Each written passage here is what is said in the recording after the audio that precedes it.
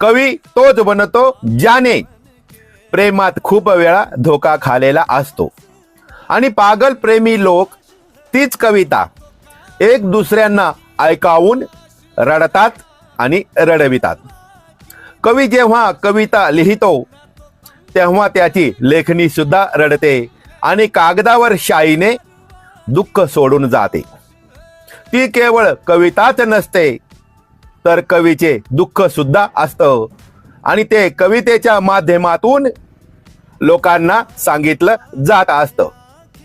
तसे पाहता कविता आपणा सर्वांना सुद्धा येत असते, पण त्यात तेवढं ते दुःख नसतं.